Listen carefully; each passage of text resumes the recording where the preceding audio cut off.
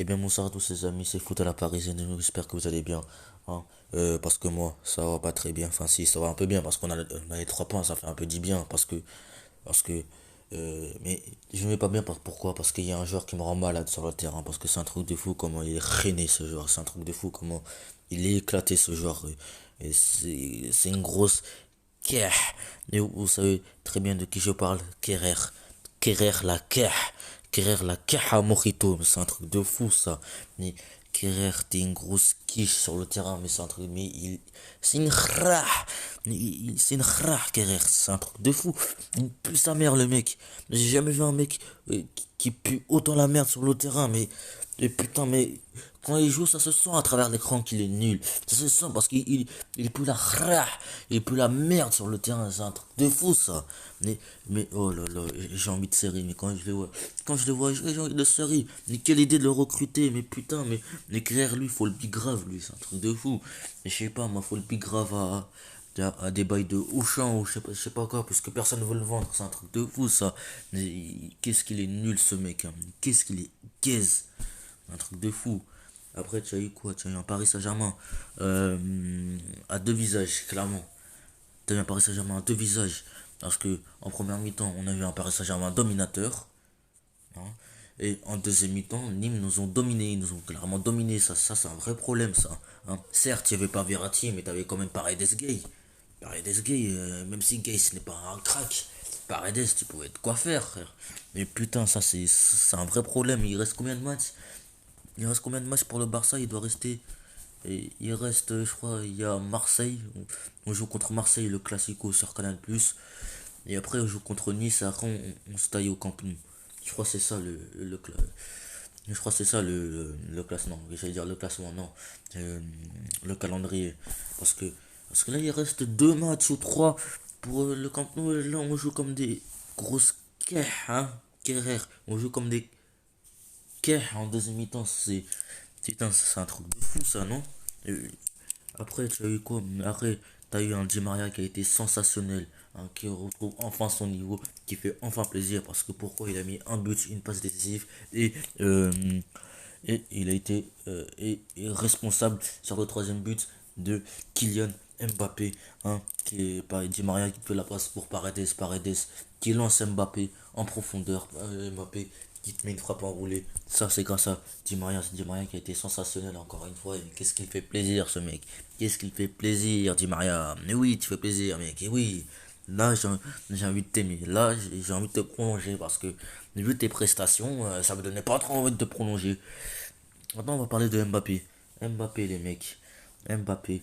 Alors, Mbappé. Certes, il a mis son but. Mais son problème, hein, Mbappé, c'est quoi? Déjà, en deuxième mi-temps, il a quasiment pas existé. Mais en première mi-temps, notamment en première mi-temps, son problème, c'est quoi? C'est le dernier geste, frère. Le dernier geste, ouais, il faisait des bons appels de balle, tout ça. Mais le dernier geste, ça donnait quoi? Ça donnait rien du tout. Par exemple, je me rappelle sur une action Mbappé sur la passe de Moiskin. Hein, il avait raté son dernier geste, hein, notamment encore une fois, hein, Di Maria, là où il le faisait la passe, euh, là où il lui faisait la passe, euh, bah, il l'a raté, il la met complètement à côté. Il a vraiment un problème sur le dernier geste. Hein. C'est pas seulement sur la finition, il a vraiment un problème sur le dernier geste. Mais bon, c'est pas grave. Hein. Bon, il a mis son but, c'est carré dans l'axe. Après, on va parler de Sarabia. Sarabia, franchement, il revient bien, ça fait plaisir. Hein, c'est tout ce qu'on lui demandait. Sa première titularisation, il te met un but. Et ça, c'est carré dans l'axe. Et Sarabia revient très bien. Après, tu as eu Moiskin. Hein, il a failli de mettre un but en première mi-temps. Mais en plus, j'ai l'impression que Moiskin, il a un peu joué comme Icardi, t'as vu? Il a un peu joué comme Icardi, il a pas trop imposé, il a pas trop joué sur ses qualités parce que il a pas trop joué sur son physique, t'as vu?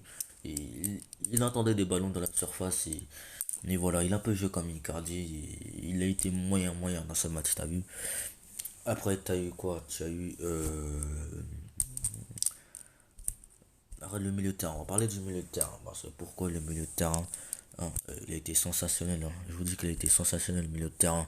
Le milieu de terrain, ça passait par Paredes, mais Paredes, Et c'est un truc de fou, ça m'est Paredes. Je le kiffe, ce mec. Je le kiffe depuis qu'il y a Pochettino. Hein, Pochettino le titularise de plus en plus. Hein, et là, on voit vraiment qu'il le fait confiance. On voit vraiment qu'il le fait confiance parce que avec Tuchel, Paredes n'était pas tout le temps titulaire à chaque fois. Hein. Et là, il fait plaisir, ce mec. Et là, il fait vraiment plaisir, Paredes. Hein, et je sais pas pourquoi le trou du cul, là, il ne mettait pas titulaire à tous les matchs. Mais là, tu fais plaisir. Hein. Là, Pochettino, là, pour moi, il a fait un beau coaching. Il a fait des changements poste pour poste. Certes, il était responsable. Lui-même, il avait dit, il était responsable sur la première défaite. Hein, mais là, là, Pochettino, propre là, sur ce match-là. Hein. Hein, par contre, les joueurs, faut un peu se bouger le cul, quoi. Bref, les amis, maintenant, on va parler de la défense. La défense, on va parler de Kurzawa et de Bakker. Ah non, pas de Kurzawa, qu'est-ce que je raconte? De Dagba et de Bakker. Bakker, pour moi, les deux là, je les ai trouvés très très bons. Non, au début, j'étais pas très rassuré parce que. Pourquoi? Parce que Kerrer. Non, non, j'ai vraiment un problème avec Kerrer. Et ça, il m'a retourné le cerveau, ce mec-là.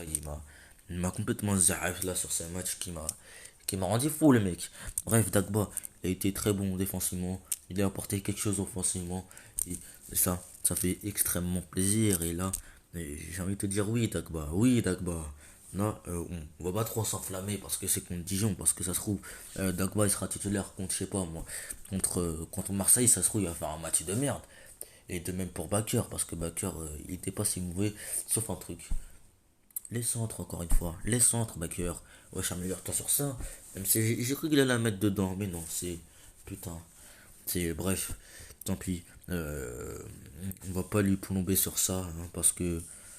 Voilà, quoi. Ça a toujours été comme ça avec lui, c'est les centres. Problème, je sais pas, on m'a fait un truc, fait des centres à tout l'entraînement, bref. Bref, les amis, c'est pas trop grave. En attendant, t'as eu Rico. Excusez-moi. En attendant, t'as eu Rico. Rico, t'es très très bon, mais franchement, Rico, par rapport au dernier match, Rico, c'était une quiche. C'était une quiche là. Pour moi, il a fait des bonnes prises de balle. Il a fait des arrêts qu'il fallait faire. Il a été décisif. Bref, il a été décisif. Et ça fait plaisir. Bref, les amis, je crois que j'ai tout dit. Hein. Ah non, Kipembe, très bon match aussi. Bref, là, je crois que j'ai vraiment tout dit. Hein. On va continuer, on va voir un peu le classement, je sais pas quoi. Normalement, ah ouais, Marseille, ils ont égalisé. Enfin, Lens, ils ont égalisé. Putain, l'OM menait pourtant contre Lens à la pause grâce à ces grosses catins là. Bref, Monaco qui remporte le derby de la Côte d'Azur. Et ça fait plaisir. Je crois qu'ils ont gagné 3-1, non? Et Nantes Saint-Etienne dos à dos. Ah ouais, les deux relégables, hein, les deux clubs les plus nuls de la saison, avec Nîmes, bref, et Dijon. Et nous avons eu Paris et l'Olympique Lyonnais qui n'ont pas brillé sur ce match, mais qui se sont imposés.